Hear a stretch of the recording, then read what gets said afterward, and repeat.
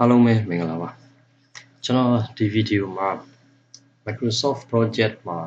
Customize Calendar တခုကိုဘယ်လိုလုပ်မလဲပြီးရင်ဒီ project အတွက်ကိုဘယ်လို assign လုပ်မလဲဆိုတာကိုကျွန်တော်ရှင်းပြပေးမှာဖြစ်ပါတယ်ဒါတော့ကျွန်တော်တို့ဘာကြောင့် calendar အသစ်တစ်ခုကိုလုပ်ဖို့လိုတာလဲဆိုတော့ကျွန်တော်တို့ပြန်ပြီးစဉ်းစားကြရှိပါတယ်ဒါတော့ project မှာက Microsoft Project မှာက built-in calendar 3ခုရှိပါတယ်24 hours ရဲ့ night shift ရဲ့ standard ဆိုပြီး3ခုရှိတယ်အဲ့ဒီထဲကမှ standard ကဒီ project တွေကိုသူ default เนาะဘယ် project ပဲဖြစ်ဖြစ်ကျွန်တော်တို့ကဒီ blank project တခုဖွင့်လိုက်ပြီဆိုရင်သူရဲ့ default project calendar က standard ဖြစ်ပါတယ်ဒါတော့ standard ကသူကတစ်ပတ်မှာ9ရက်အလုပ်လုပ်တယ်တစ်ရက်ကို8နာရီအလုပ်လုပ်တယ်ဒါတော့ကျွန်တော်တို့ project မှာတစ်ပတ်ကို9ရက်မဟုတ်ဘူးကျွန်တော်တို့ကတစ်ပတ်ကို6ရက်အလုပ်လုပ်တယ်ဆိုရင်ကျွန်တော်တို့မှာကအဲ့ဒီ project ကို assign လုပ်စရာ calendar ကျွန်တော်တို့မှာမရှိဘူးเนาะမရှိဘူးဒါကြောင့်မလို့ကျွန်တော်တို့က calendar ကျွန်တော်တို့လုပ်ငန်းနဲ့လာရောက်ရည်တွေရှိမဲ့ calendar တစ်ခုကိုကျွန်တော်တို့ကဖန်တီးပေးရတာပါเนาะဆိုတော့ဒီဗီဒီယိုမှာတော့ကျွန်တော်တို့ဖန်တီးမဲ့ calendar ကတစ်ပတ်ကို6ရက်အလုပ်လုပ်တဲ့ calendar ဖန်တီးပါမယ်เนาะအဲ့တော့ကျွန်တော်တို့စလိုက်ကြရအောင်ဒီတော့ project မှာ Microsoft Project မှာ calendar အသစ်တစ်ခုကိုဖန်တီးတော့မယ်ဆိုလို့ရှိရင်ကျွန်တော်တို့ project tab ကိုသွားပါပြီးရင်ဒီ properties group ထဲကနေပြီးတော့မှ change working time ကိုနှိပ်ပါအဲ့တော့ဒီ change working times box ပေါ်လာပြီဆိုရင်ညာဘက်ထောက်မှာရှိတဲ့ create new calendar ကိုနှိပ်ပါဒီ name ရဲ့ဘေးမှာကျွန်တော်တို့ကဒီကိုဖန်တီးမဲ့calendar နဲ့လာရုံးကြီးတွေရှိမဲ့နာမည်တစ်ခုကိုကျွန်တော်တို့ပေးပါမယ်အခုကျွန်တော်ကတစ်ပတ်မှာ9ရက်ရှိတဲ့အထက်မှာ6ရက်အလုပ်လုပ်တာဖြစ်တဲ့အတွက်ကြောင့်မလို့ကျွန်တော်ပေးမှာက6 by 7 calendar လို့ပေးပါမယ်ဒီလိုမျိုးကျွန်တော်ပေးပါမယ်ပြီးရင် option နှစ်ခုရှိတယ်เนาะကျွန်တော်တို့ကဒီရှိထားပြီးသားเนาะ calendar 3ခုတည်းကတစ်ခုကို copy ယူပြီးတော့မှပြန်ပြင်ပါလားဒါမှမဟုတ်လို့ရှိရင်အစားအဆုံးအသစ်လုပ်ပါလားဆိုပြီးတော့မှသူမေးတာရှိပါတယ်ဒီတော့ကျွန်တော်တို့က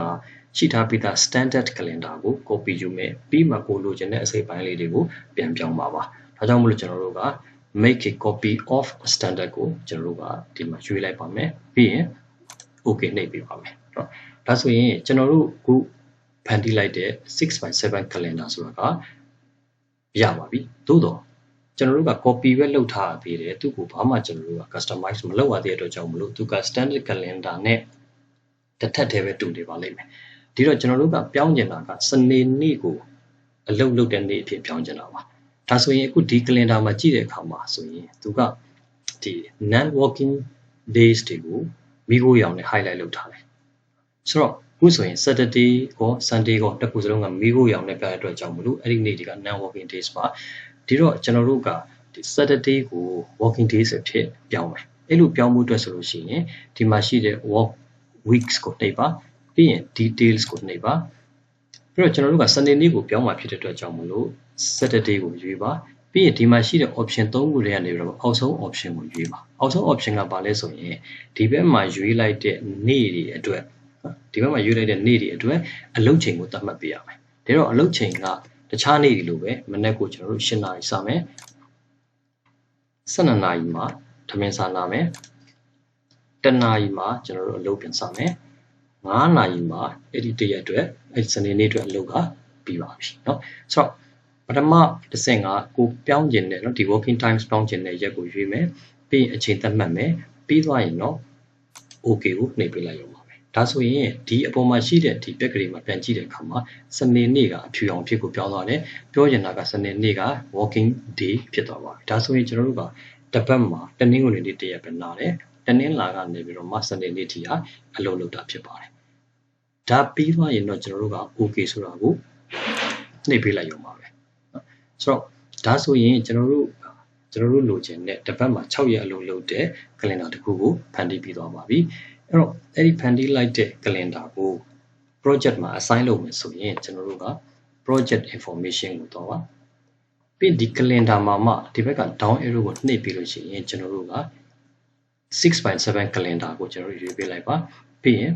okay နှိပ်ပေးလိုက်ပါနော်ဒါဆိုရင်ကျွန်တော်တို့ အသစ်ဖန်တီးလိုက်တဲ့ 6.7 calendar ကဒီ project ရဲ့ base calendar တစ်ခုဖြစ်သွားပါပြီเนาะဆိုတော့တကယ်ဖြစ်မဖြစ်ကိုကျွန်တော်တို့ကြည့်မယ်ဆိုရင်ဒီ project tab တွေကနေပြီးတော့မှ change working time ကိုသွားပါဒါဆိုရင်အခုကျွန်တော်တို့ကမြင်ရတာကကျွန်တော်တို့ဖန်တီးလိုက်တဲ့ 6.7 calendar ရဲ့ဘေးမှာ project calendar ဆိုတဲ့စကားလုံးကိုခွင့်စားခွင့်ပေးနေရေးပြထားပါတယ်ဆိုလိုတာကဒီ calendar ၄ခုရှိတဲ့အထက်မှာ 6.7 calendar ကဒီ project အတွက်သုံးထားတဲ့ calendar ဆိုတာကိုဆိုလိုတာပါဒါဆိုရင်အခုကျွန်တော်တို့က 6.7 calendar လည်းဖန်တီးလို့ပြီးသွားပြီအဲ့ဒီ project မှာလည်းပဲကျွန်တော်တို့ဖန်တီးလိုက်တဲ့ 6.7 calendar ကို assign လုပ်လို့ပြီးသွားပါပြီဒီတော့ကျွန်တော်ပြောခဲ့တဲ့အကြောင်းအရာလေးကိုအချင်းပြန်ချုပ်ရရင်ကျွန်တော်တို့ကဒီ Microsoft project မှာပါထားပြီးသား built-in calendar တွေကိုအမြဲတမ်းသုံးဖို့အတွက်အဆင်မပြေနိုင်ဘူးကိုယ်လုပ်ငန်းနဲ့ line ညီထွေရှိတဲ့ calendar တစ်ခုပြန်ပြောင်းဖို့လိုတယ်အဲ့ဒီလိုပြန်ပြောင်းပြီးမှအဲ့ဒီအသစ်တစ်ခုကိုဖန်တီးပြီးမှဒီ project ရဲ့ base calendar ကိုသတ်မှတ်ပေးတာကပို့ပြီးတော့လုပ်ငန်းနဲ့ပို့ပြီးတော့ line ညီထွေမှုရှိပါတယ်เนาะဆိုတော့အခုကျွန်တော်ရှင်းပြခဲ့တဲ့အကြောင်းအရာတွေကိုနားလည်လိမ့်မယ်လို့ကျွန်တော်မျှော်လင့်ပါတယ်အခုလိုကြည့်ရှုပေးခဲ့တဲ့အတွက်ကျေးဇူးအထူးတင်ပါတယ်